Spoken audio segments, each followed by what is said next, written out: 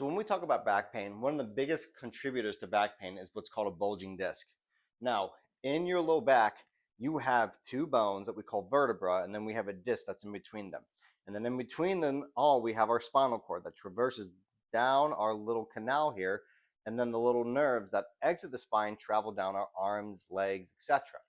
Now, what this does is that when we get a compression on the disc, it can actually push out, and when it pushes out, it can actually compress that nerve.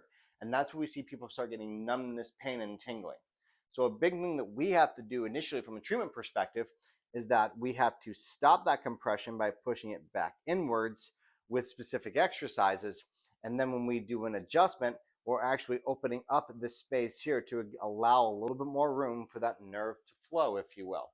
Now, after we do that, we have to start doing some exercise to strengthen the muscles that surround the spine so we can stop the pain, prevent it from coming back, and give you great mobility for the rest of your life.